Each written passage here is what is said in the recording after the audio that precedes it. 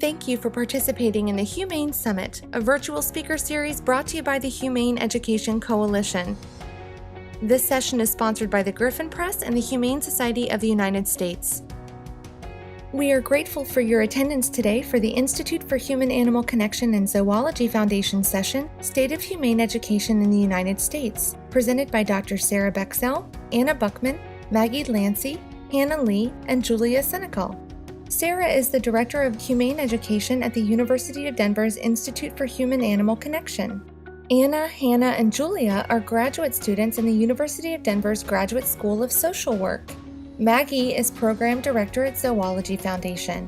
At this time, I will pass things over to our speakers.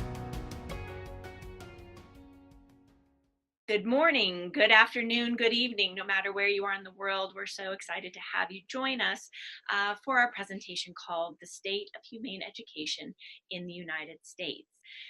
As Megan has already mentioned to you, we have a large research team, and sort of in the name of flow and for all of you to put name with faces, we'll be introducing ourselves to you individually as we present our part of the presentation today.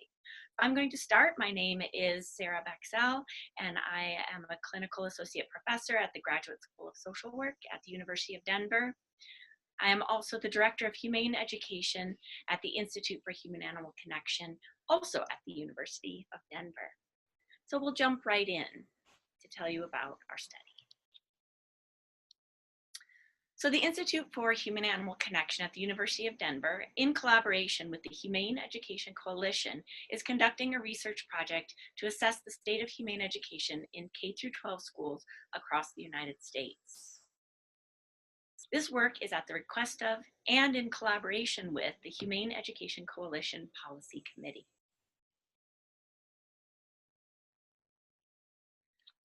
Currently, 18 U.S. states mandate the teaching of humane education in their schools. However, each of these states has different guiding language for what humane education is and how it is taught, and no defined training for our teachers.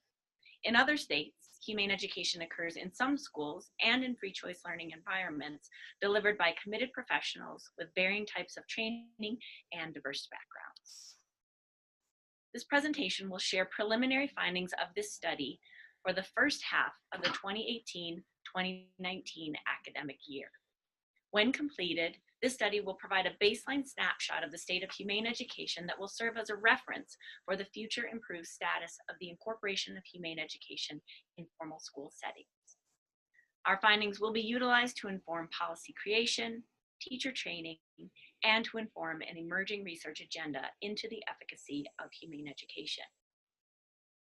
So we'd like to start out with a little bit of rationale, or sort of the impetus and the drive amongst all of us that are involved in this research project for what drives us to try to figure out how we can better incorporate humane education into U.S. schools. So we're going to share, just for some warning, some sobering facts of the state of the world today. Earth has lost an average of 58% of assessed vertebrate populations over the 40 years up to 2012, and scientists now are letting us know that the Earth is experiencing the 6th mass extinction event that has happened on our planet. The 5 previous mass extinction events, humans were not even on the scene yet, and this mass extinction event sadly is happening at the hands of humanity. Another sobering statistic is that the World Bank estimates that climate change will force over 140 million people to migrate within their own countries by 2050. We also know that more than 219,000 students in the United States have experienced gun violence at school since Columbine in 1999.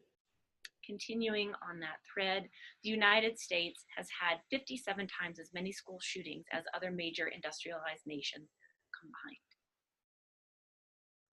Also pertaining to our children in their schools, approximately 30% of young people admit to bullying others, and 70% of young people say they have seen bullying in their schools. And lastly, for sobering statistics, 55 billion land and sea animals are killed annually just for the United States food system. So our next statistics that we want to share with you are also sobering, but at the same time hopeful.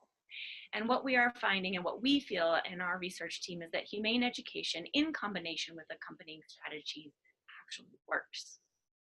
So many people may know the history of euthanasia of companion animals in the United States. Back in the 1970s, we were euthanizing approximately 15 million dogs and cats in our country.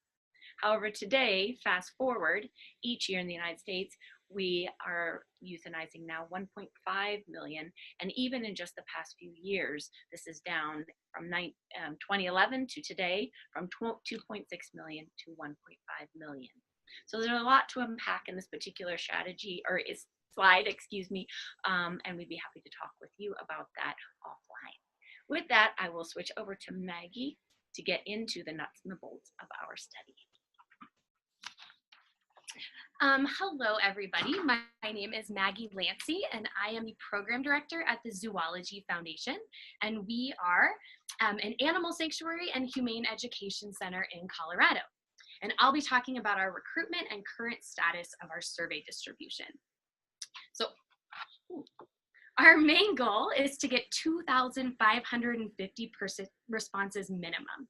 More specifically, we would like 50 responses from all 50 states and DC.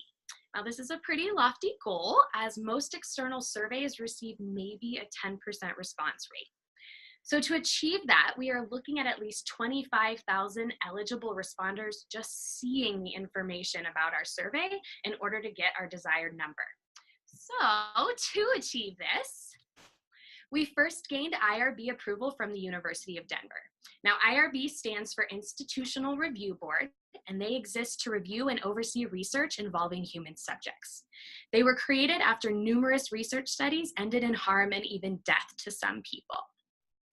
IRBs approve your methods beforehand and then monitor your actions throughout the study. So now that we have the approval, we need to stay within what we presented in the IRB application on how we will conduct our research, especially when it comes to recruitment. Now, these guidelines and continued monitoring help maintain ethical practice within research. So for example, when figuring out how to distribute our survey, we can't just pull teacher emails from school websites.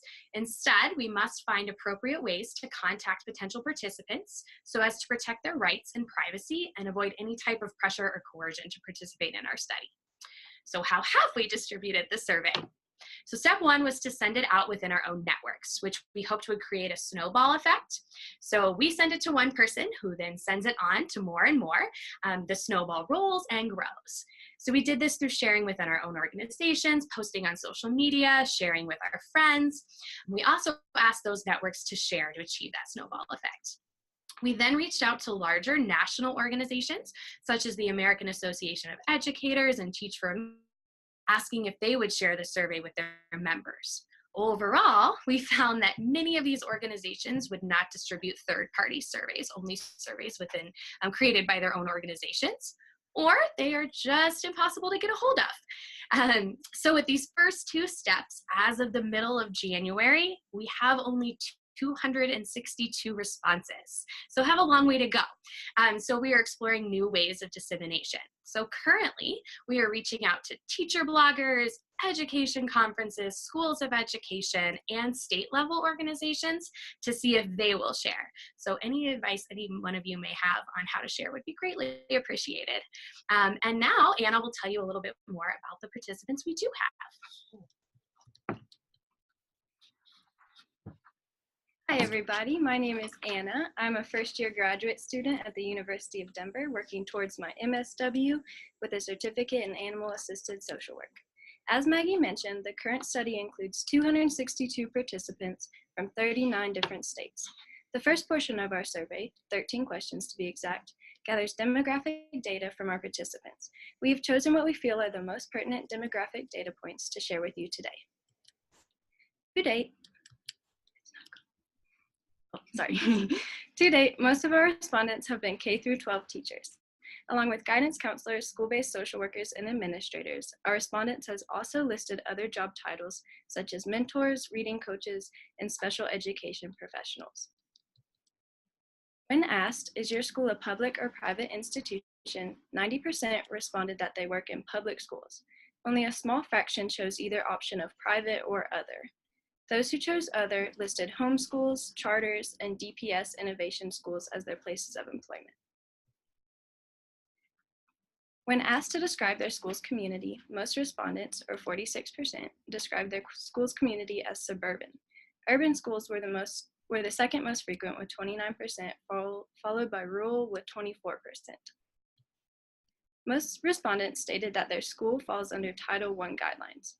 If you're unfamiliar with the term Title I, like some of our respondents were, it can be described as a school whose population is comprised of at least 40% of children who come from low-income families. Funds provided to Title I schools are designed to improve achievement for all students, particularly the lowest achieving students. The most common range chosen when asked how many students are enrolled at your school was 301 through 700. Our team chose the listed ranges in adherence to criteria of small, medium, and large schools. 100 through 300 being, or 1 through 300 being small, 301 to 700 being a medium-sized school, and 701 to 1,000 and greater than 1,000 being a large school. To note, the previous slides covered just a few of the demographic data points included in our survey. However, the information provided should give you a good idea of the participants we are working with. Now I'll hand it over to Julia, who will tell you a little bit about our preliminary results. Hello, my name is Julia, and I am a second-year Master's of Social Work student at the University of Denver, also pursuing a certificate in animal-assisted social work. Now that we know a little bit about who our survey respondents were, we're going to kind of dig in and look at how they responded to just a few of our questions. A few things to note before we get into that. One, the data we're sharing was collected between mid-October and January 4th, so we're looking just at a snapshot of our collection period time. And also, we're only looking at just a few of the questions we asked. We picked the ones that we thought would be of most interest to you all. First, to start, we asked participants if they are familiar with the term humane education. Over 2/3 said that they had not heard of humane education, while about 1/3 indicated familiarity with the term. Next, as Sarah previously mentioned, 18 states currently have policies that mandate the inclusion of humane ed curriculum in the classroom. We were curious about whether or not education professionals were aware of this policy or the lack thereof. This pie chart shows us that about 2/3 of respondents are unsure of their state's policies. Next, we also wanted to understand more about the context within which these professionals are operating. We asked them to identify the issues that they felt were most impacting their students. Nearly all participants identified bullying or peer mistreatment as an issue impacting their community. Probably does not come as a surprise to many of you. While about 2/3 recognize social justice or humane welfare as forefront concerns that their students, schools, or communities are facing. Those answering other, as indicated at that far right bar there, described anxiety, depression, suicide, substance use, food insecurity, social media pressures, domestic violence, immigration concerns as also impacting their students. Next, whether or not our participants were familiar with humane education, respondents are in fact addressing humane ed related concepts in their classrooms. We found that over 200 respondents are already infusing social and emotional learning concepts into their lessons, while a little over 100 participants include human rights and social justice or environmental education in their curriculum. Interestingly, humane treatment of animals was one of the least selected answers. We also wanted to understand more about the implementation of lessons in the classroom that incorporate these humane ed concepts. A majority of our respondents create their own lesson plans, use literature, books, and or download available online materials, while less than 1/3 utilize school-sponsored materials or host guest speakers in their classrooms. Those answering other indicated that they use volunteer opportunities, watching the news in class, after-school clubs, and project-based learning to incorporate the teaching of humane education concepts in their classrooms. Next, we found that there are a few reasons that humane ed concepts are not being incorporated into the classroom. Some of these barriers identified were lack of time and lack of resources. In fact, those were the most prominent barriers identified, and probably doesn't come as a big surprise to those teachers listening out there. About 1/3 of respondents also told us that their own lack of knowledge of issues is a barrier facing to their teaching of such concepts in the classroom. Next, we provided respondents with the definition of humane education from the Academy of Pro-Social Learning. That definition is as follows. Humane education encourages cognitive, affective, and behavioral growth through personal development of critical thinking, problem solving, perspective taking, and empathy as it relates to people, animals, the planet, and the intersections among them. It allows learners to process personal values and choose pro-social behaviors aligned with those values. We asked if, given this definition of humane education, our respondents would then support the inclusion of humane ed in their own school. Clearly, the most popular answer by far was yes, though a few did say no. These respondents did explain that they felt there was just not enough time or resources to do so, and that they did not want one more mandate on their plate. Moving on, in an effort to understand what education professionals need in order to more widely implement humane education in their classrooms, we asked which of the following would be helpful to teach about these issues. Not surprisingly, respondents strongly indicated a desire for more resources that align the issues with academic content standards, more time, and just generally more knowledge about the subjects at hand. Now that we've shared a bit of our data with you, Hannah will share some important takeaways and next steps. Hi everyone, my name is Hannah and I'm currently a second-year student at DU fulfilling a master's in social work with the Animal Assisted Social Work Certificate as well as interning at the Zoology Foundation. After looking at the preliminary results from Julia, this study, there are a few takeaways that are important to look at. First and foremost, more data is needed to fully evaluate the state of humane ed in school settings throughout the United States. An important takeaway to look at is the lack of awareness surrounding humane ed. As shared earlier, only 2/3 of respondents indicated not knowing what the term is. In order to address this barrier, we can all begin discussing how we can collectively, as a profession, work toward expanding our reach in the most strategic ways. It is important to note that humane ed does not necessarily have to become its own subject, but rather be incorporated into already existing classes. It is apparent that educators want to include humane ed, however, they are concerned with not having the time to incorporate, as well as not feeling that they have the appropriate resources. So educating teachers and parents about the importance of humane ed will allow them to access knowledge, as well as aid them in teaching their students and children. So we would love to hear from you for your help. If you or someone you know has done this kind of research, we would love to hear what you do and possible options for how we can get our survey out to more people. If you are currently in the US and work in a K-12 school setting, please take our survey. If you are not, feel free to send our survey out to friends and colleagues who are also part of a K-12 school setting. Also, please sign up for the Humane Education Coalition's newsletter at their website, www.hecoalition.org. And if you do have the ability to take our survey or send it out, here is our link. Thank you guys so much for listening. Thank you, Thank you. everyone. Thank you. We hope to see you online.